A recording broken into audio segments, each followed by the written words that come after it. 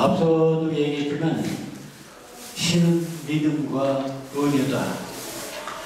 믿음도 물론 개척하기가 힘들지만 궁극적인 키는 은유에 있다. 그러니까 신은 은유에 살고 은유에 죽는다. 그러니까 평생 시를 쓰면서 은유가 뭔지, 어떻게 은유를 드러내야 하는지 이걸 모르고 시를 쓴다는 것은 잘못된 것입니다.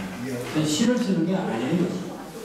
그러니까 여러분들이 시를 쓴다면 은유가 뭐냐? 그럼 은유를 어떻게 드러낼 수 있는 것인가? 어떤 은유가 좋은 은유인가?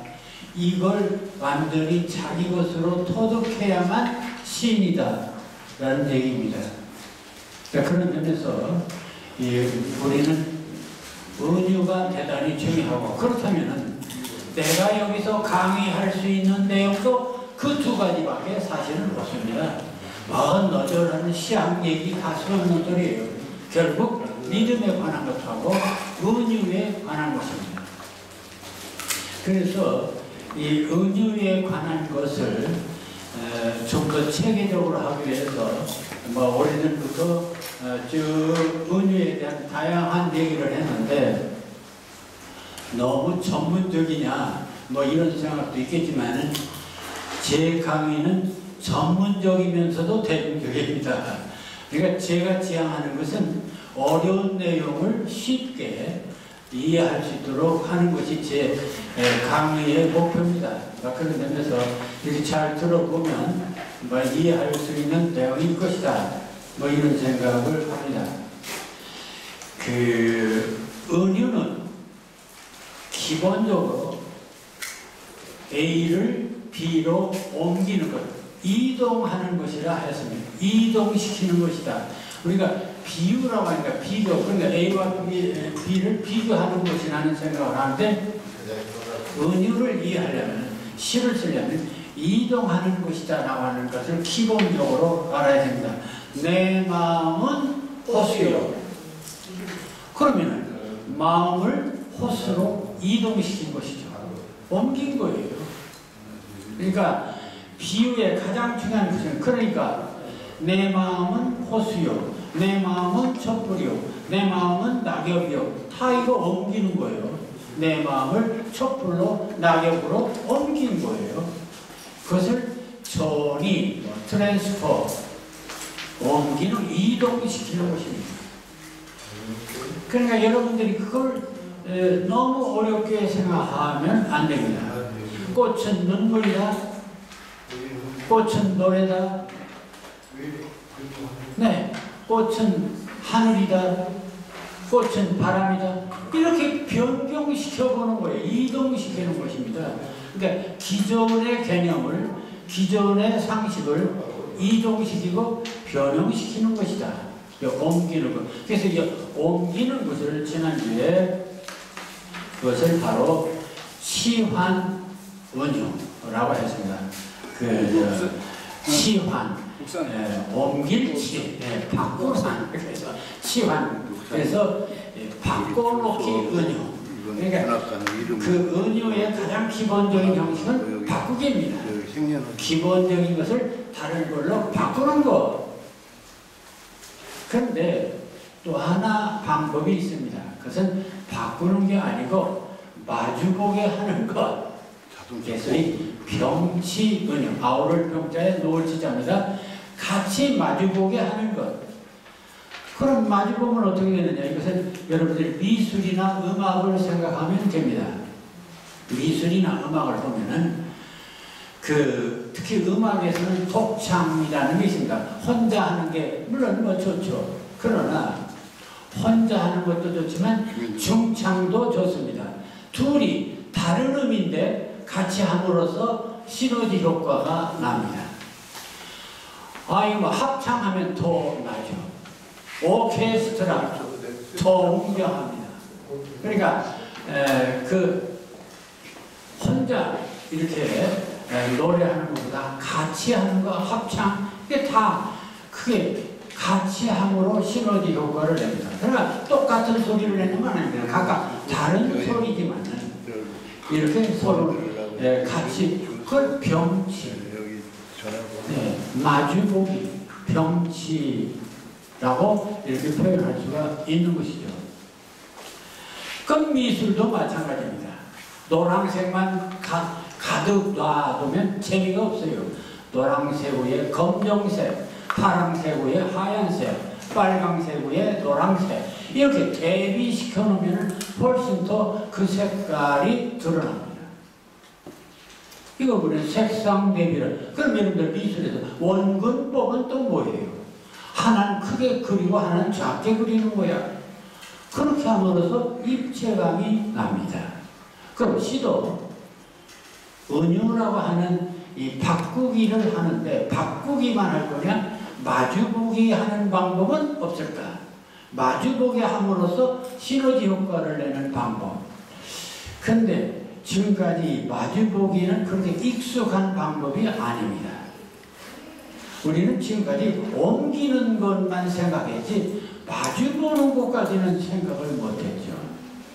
그래서 이 옮기는 것을 우리는 은유라고 생각을 하는데 맞습니다. 그러니까 여러분들은 우선 옮기기를 잘해야지 마주보기는 그 다음 얘기입니다. 그래서 이 마주보기는 어떤 사람들이 하느냐면은 일반 시인들은 별로 사용하지 않고 좀 실험적인 사람, 전위적인, 좀 앞섰다는 사람, 뭐 이런 좀 이렇게 좀 머리가 자기가 잘났다, 뭐 뛰어나다, 뭐 이런 사람들이 그 시를 이 마주보기 시를 쓰고 있습니다. 그런 점에서 마주보기를 여러분들에게 꼭 권장하는 것은 아닙니다. 그렇지만은 이런 시도 있다 하는 것을 참고로 이해하시면서 또 이 마주보기를 함으로써 그런 시적 효과가 있으니까 기왕에 은유를 우리가 공부하면서 이것도 좀 검토하고 넘어가는 것이 좋겠다. 자, 긴 얘기가 필요 없습니다. 그리고 이 마주보기의 방식은 오늘날 무슨 현대시에 뛰어난 무슨 그런 사람들의 실험적인 방법만은 아닙니다. 인간에게는 근본적으로 그렇게 서로 마주보는 이런 형식 속에서 좋은 효과를 낸다는 것을 옛날 사람도 다 알고 있었습니다. 그건 정서적으로 느끼니까. 그래서 옛날에도 고전 시가에도 병치은유, 마주보기 은유가 있었다고 나는 얘기하고 싶습니다. 그 예를 들어보겠습니다. 자, 그러나 이러한 상호작용의 원리는 현대시에만 있는 것이 아니었다. 그 2번입니다. 사실 음양의 법칙이나 이원론의 변증법적 과정은 예부터 있었던 그런 방법이고요. 특히 시가를 보면 과거에 대조법이니 대구법이니 하는 상호작용의 문장법이 있었다. 그러니까 옛날 선조들도 이런 그 마주보기 비슷한 형식을 했다 그런 얘기입니다. 그래서 참고를 얘기합니다. 예를 들어서 두보에 들고 한시를 좀 보겠습니다. 거기 보면은 강벽 조유배 그만두고 해석을 봅시다. 강이 푸르니 새도 희고 강이 푸르니 새도 희고 그 단번을 같이 보야 효과가 납니다. 자, 강이 푸르니 새도 희고 산이 푸르니 꽃이 붉게 타고 있네. 보세요. 우선 위줄하고 아래줄을 보면 위는 강이고 아래는 산입니다. 대조적이죠? 그런데 재밌는 것이 강이 푸르니 새도 희고 강의 빛깔은 파란 빛깔입니다. 그 위에 갈매기, 흰 갈매기가 쫙 나르는 거야. 그러니까 그 갈매기 빛깔이 더 희어요. 그러니까 이것은 색상 대비죠. 청색 위에 백색. 이걸 대비시켰다 이거야. 그 얼마나 신선합니까? 옛날 그 세계적인 시 두보, 그래서 두보요. 그러니까 옛날이라고 해서 이런 것을 사용하지 않은 것은 아닙니다. 산이 푸르니 또 꽃이 붉게 타고 있는 산의 색깔은 파란 색깔이에요. 근데 꽃은 빨간 색깔이에요. 그러니까 파랑새 위에 빨간색 하니까 이게 분위기가 확 살아나는 것이죠. 우리는 천연색 그림을 보는 시각적 효과를 느끼게 됩니다. 그 다음에 금천 간우가 하일식인 자 올봄도 보기만 하면서 또 보내니 어느 날이 곧 돌아갈 해인가. 전쟁 때문에 고향을 가지 못해 두고가 그래서 타향살이 하면서 쓴 시예요.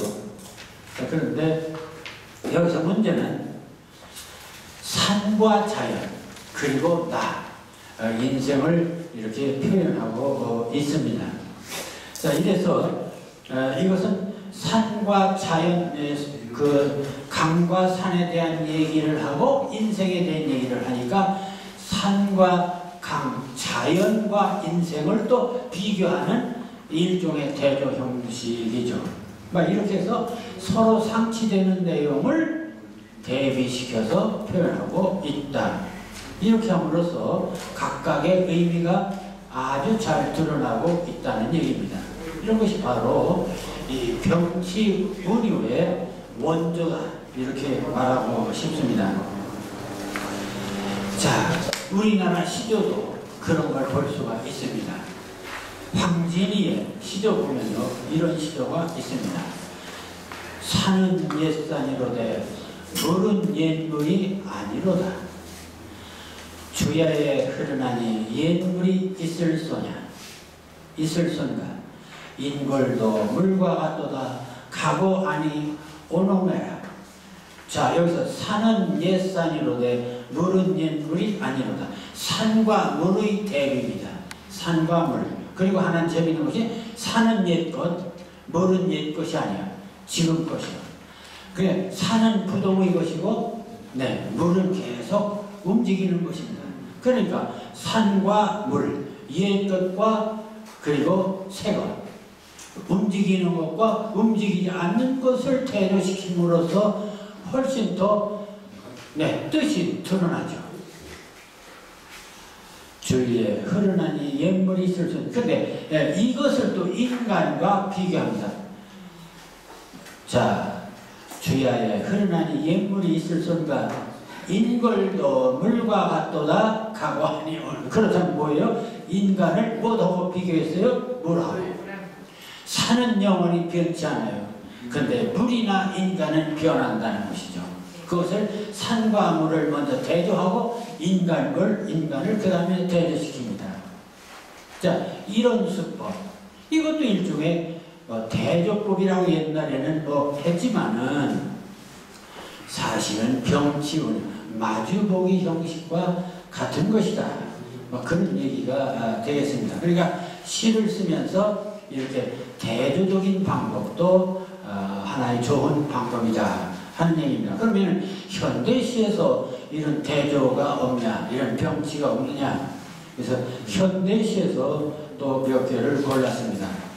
전에도 이게 한 것 같기는 하지만 다시 한번 확인을 하겠습니다. 그 에즈라 파운드라고 하면은 아주 이미지스트로서 유명한 세계적인 그런 시인입니다. 이 시인이 딱 2줄의 시를 썼는데 이게 세계적인 그를 유명하게 만들어집니다. 군중 속에 끼어있는 유령의 얼굴들, 검은 가지에 매달린 비에 젖은 꽃잎들, 딱 2줄입니다. 제목을 보니까 지하철 정거장에서입니다. 자, 지하철 정거장 풍경을 그린 건데요. 보세요. 군중 속에 끼어있는 유령의 얼굴들. 지하철 계단을 내려가려고 하면 올라오는 사람들 쫙, 거기서 지하철 내리는 사람들 쫙 모습들을 보면은 정말 여러 가지로 해석이 됩니다. 그런데 이 파운드는 그 모습을 군중 속에 끼어있는 유령의 얼굴들, 수많은 사람들 속에 얼굴을 보니까 유령 같은 그 피폐한 얼굴들의 모습이 보이는 거예요. 왜 그럴까? 하루 이러고 퇴근길에 지치니까 얼굴이 그럴 수 있겠죠. 그렇지 않습니까? 지하철, 고급스러운 사람은 지하철 안 타요. 다 자가용 타고 다니지. 그러니까 이 지하철 인생이라는 게 좀 뭔가 잘 사는 사람들은 아니에요. 그 사람들의 얼굴을 보니까 유령의 얼굴이야. 그걸 딱 보니까 뭔 생각이 나요? 검은 나뭇가지에 매달린 비에 젖은 꽃잎들, 이렇게 대조를 시켰습니다. 검은 나뭇가지에 매달린 비에 젖은 꽃잎들을 연상한 겁니다. 그러니까 지하철에서 필요한 얼굴들을 보면서 검은 나뭇가지에 매달린 비에 젖은 꽃, 나뭇가지에 매달린 비에 젖은 꽃잎도 기분 나쁜데 검은 나뭇가지라고 했습니다. 이게 상징적이에요. 그러니까 이런 것은 그 검은 나뭇가지 굉장히 상징적입니다. 햇빛 또 비에 젖은 꽃잎이에요. 그러니까 앞에 있는 군중 속에 있는 유령의 얼굴, 피로한 얼굴이나 비에 젖은 꽃잎들이나 아주 대조가 되는 것이죠. 그러니까 이렇게 함으로써 그 사람의 얼굴이 더 치근하게 보이죠. 자, 이런 것들이 일종의 병치의료라고 얘기할 수가 있습니다. 자, 그런데 이 파운드의 지하철 정거장에서 정도는 아주 좋습니다. 아주 고급스러운 거예요, 이건. 이 정도는 아주 잘 쓴 거예요.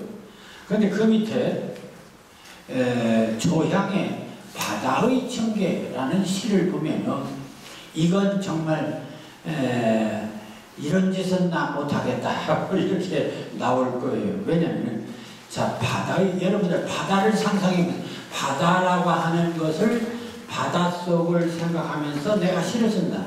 그럼 어떤 시를 쓸까, 여러분들? 그러면서 이 조향이 쓴 시를 한번 볼까요? 아마 해수욕장에 간다든지 그러니까 바다의 풍경을 생각하면서 조향을 쓴 것 같아요. 자, 이렇게 썼습니다. 낡은 아코디언은 대화를 관뒀습니다. 아코디언이요. 낡은 아코디언은 대화를 그만뒀습니다. 여보세요. 뽕뽕따리야 마르주카 디젤 엔진에 피는 들국화. 왜 그러십니까? 여보세요. 왜 그러십니까? 사이에다가 엉뚱하게 전화를 한번 했지. 여보세요. 왜 그러십니까? 사이에다가 뻔뻔따리야 마르주카 디젤 엔진에 피는 들국화. 이게 뭔 소리입니까? 뻔뻔따리의 꽃이름이에요. 마르주카, 이것은 폴란드 춘복이래요. 그리고 디젤 엔진에 피는 들국화. 아니 이게 도대체 왜 필요하죠? 이런 거 엉뚱한, 전혀 이 아코디언 대화도 문제가 되지만 여보세요 왜 그러십니까 사이에 아무 필요 없는 것들은 그냥 집어넣었어요. 이런 것들을 이질적인, 아주 극단적으로 이질적인 그런 이미지들을 이렇게 마주보게 병치시켰다. 그럼 이 병치시킴으로써 어떤 게 일어나요? 보는 사람에게 어떤 혼란을 조성할 수도 있고 반발을 일으킬 수도 있고 다양하죠. 그런데 초현실주의 입장에서 보면은 충분히 가능하다 이거예요. 우리들이 머릿속에서 이것도 생각하고 저것도 생각할 수 있지 않냐 그런 얘기입니다. 자, 그래서 이렇게 했습니다. 그러더니 그 다음에 모래밭에서 수화기, 그건 전화하니까 수화기가 있겠군요. 그러다가 갑자기 여인의 허벅지, 납치 까만 그게 그런 생각이 났다는 거예요. 바닷가를 연상하면서. 그러니 그 다음에 비둘기와 소녀들의 낭대복, 그 위에 손을 흔드는 파란 기복들. 비둘기와 소녀들의 남녀, 그것도 비둘기하고 소녀하고 글쎄 뭐 서로 뭐 아는 체 할 수도 있겠죠. 손을 흔드는 파란 기폭들. 나비는 그 다음에 기중개의 허리에 붙어서 푸른 청개를 헤아린다. 바다에 뭐 나비가 뭐 돌아다니고 그랬는지도 모르겠죠. 어쨌든 이런 시는 너무나 동떨어진 이미지들을 이렇게 충격적으로 어거지로 갖다 붙여놨어요. 그래서 이런 시는 정상적인 시가 아니고 초현실주의 시다 또는 실험적인 시다. 막 그래도 이건 시라고 인정을 합니다. 그러니까 시에는 그런 정상적인 전통적인 시도 있고 극단적인 이런 실험시도 있다 하는 것을 참고로 아시면서, 그래서 이제 이런 그 극단적인 실험시 이런 것들 속에 이런 병치운유가 많다. 그렇다면 이 병치운유 우리는 어떻게 할 것인가? 우리는 가능하면 이 병치운유와 치환운유 이것을 좀 섞어서 이렇게 쓰는 것이 좋겠다. 기왕에 쓴다면은 뭐 이런 생각을 하면서 네 번째로 치환운유와 병치운유의 조화라는 말을 썼습니다. 자, 거기 읽어보겠습니다. 치환이냐 병치냐, 그러니까 바꾸는 거냐 마주보기 할 거냐, 어떤 운유의 방식이 유리한가는 그것은 전적으로 시인의 창조적 결단에 있다. 그러나 일반적으로 전통적인 기법을 선호하는 시인들은 치환운유를, 새로움을 추구하는 모더니즘 시인들은 병치운유를 많이 실험한다. 그런데 전통적인 치환운유의 경우 참신한 상상이 결의될 경우 진부할 수 있고, 병치운유가 지나치게 이질적인 이미지로 채워질 경우 난해한 언어 실용으로 독자가 떨어질 수 있다는 문제가 있다. 따라서 바람직한 것은 어느 한쪽에 지나치게 고집하기보다 두 방법을 잘 조화해서 궁극적으로는, 이게 중요합니다. 궁극적으로는 시가 추구하는 감동의 언어 작용에 충실하도록 해야 할 것이다. 감동의 언어 작용에 충실해야 할 것이다. 문제는 읽어서 감동이 있느냐, 아까도 얘기했죠. 설레임이 있느냐, 울림이 있느냐. 근데 아까 조양의 바다의 층계 이런 것은 우리로서는 솔직히 울림이 별로 없죠. 어느 소리인지. 그렇지 않습니까? 그러니까 이런 것들은 우리가 지향할 것이 못 된다 하는 생각이 듭니다. 그래서 만일 필요하다면 이렇게 섞어서 하는 것도 괜찮겠다, 뭐 그런 얘기인데, 궁극적으로는 얼마나 감동을 줄 수 있느냐. 그래서 여러분들이 시를 쓰면서 잘 썼다 못 썼다, 이 시가 좋다 나쁘다 뭐 이렇게 따지고 있습니다. 이게 다 소용없는 소리예요. 왜냐하면 내가 읽어보니까 이 시가 좋더라 이거요. 그럼 그 시가 좋고 나쁜 기준은 다른 사람이 아니라 나요. 내가 좋으면 된 거요. 내가 좋으면. 그러니까 여러분들 실망할 거 없어요.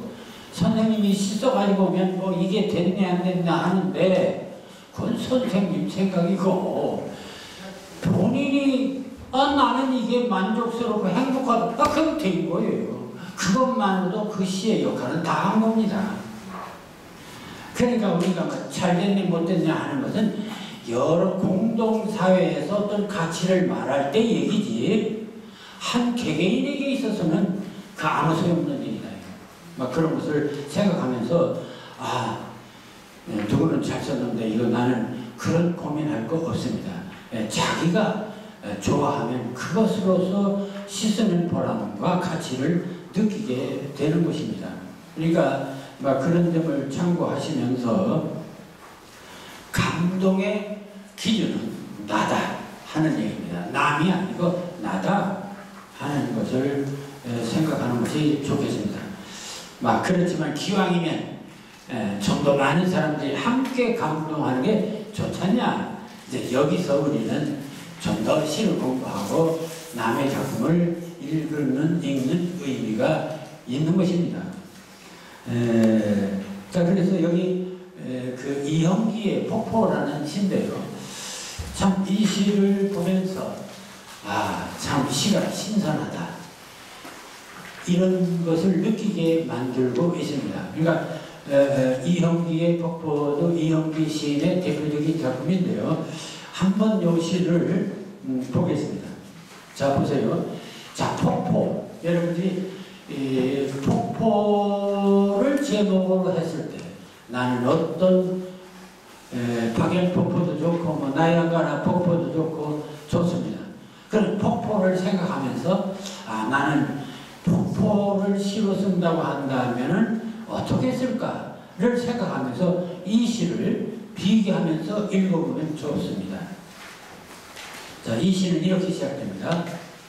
그대는 아는가 나의 등판을. 자, 저돌적입니다. 저 높은 산에 피난폭 한 줄이 내린다 이게 아니고 그대는 아는가 나의 등줄기를. 정말 대단하죠. 그렇지 않습니까? 그럼 이게 뭐예요? 산등성이 폭포가 그 스스로 말하는 거예요. 그대는 아는가 이 내 등줄기. 정말 그대는 아는가 나의 등판을. 얼마나 저돌적이고 신선합니까? 그러니까 그대 아는가 나의 등판을, 내 덩어리를. 그 의인법으로 써요. 그러니까 산등성이 이 폭포가 있는데, 그러니까 산이 또는 그 폭포가 스스로 말하는 거예요. 그대는 아는가 나의 등판을. 어깨에서 허리까지 길게 내리친 시퍼런 칼자국을. 이건 또 더 왔네요. 무시무시하죠. 그러니까 우리들에게 탁 자극이 옵니다. 이야, 정말 강력한 이런 그 자극이 옵니다. 그대는 아는가 나의 등판을. 어깨에서 허리까지 길게 내리친 시퍼런 칼자국을. 그럼 이게 엄청난 상처를 받은 이 폭포가 멋있는 그런 폭포가 아니야. 상처투성이의 폭포라는 걸 알 수가 있죠. 질주하는 전율과 전율 끝에 단말말을 꿈꾸는 벼랑의 직립, 그 위에 다시 벼랑은 솟는다. 그래서 이것은 떨어진 폭포가 다시 오르는 모습을 좀 유식하게 썼습니다. 그러니까 이런 유식한 말은 안 써도 괜찮아요. 그댄 아는가 석탄기의 종말을. 그때 하늘 높이 나르던 한 마리 잠수 잠자리의 추락을. 이게 또 너무 또 이거 동떨어진 얘기죠. 그러니까 두 번째는 그 소위 그 병치언어입니다. 근데 이것은 동떨어졌어요. 대입적이에요. 그러니까 폭포 얘기가 나와 갑자기 석탄기에 잠수잠자리 얘기가 나왔어요. 물론 오랜 어떤 세월의 어떤 그 흔적을 말하려고 그런 것인지 모르겠지만 어쨌든 이것은 너무 대표적입니다. 그럼 다시 나의 자랑은 자멸이다. 절망적입니다. 무수한 보관들이 그 무수한 수령체가 한꺼번에 박살나는 맹목의 눈보라. 그 폭포가 떨어지면 그 물보라치지 않습니까? 그 물보라의 장면을 나의 자랑은, 내가 자랑한 것은 스스로 소멸한 것, 준 거야. 나의 자랑은 자멸이다. 무수한 보관들이 뱃속눈이라고 했는데요. 좀 너무 관념적인 한자입니다. 그 무수한 수정체, 수정체는 이해가 됩니다. 한꺼번에 박살나는 맹목의 눈보라. 자, 앞에도요, 나의 등판과 시퍼런 칼자국. 여기서 그 수많은 세월 속에 부대낀 상처를 느끼게 하는데, 여기서도 나의 자랑은 자멸이다. 무수한 보관들이 그 무수한 수용체가 한꺼번에 박살나는 맹목의 눈보라. 여기서도 뭔가 그 좌절감 같은 것을 느끼게 만드는 폭포의 허무감, 좌절감. 그대 아는가 나의 등판에 폭포처럼 쏟아지는 시퍼런 빗줄기.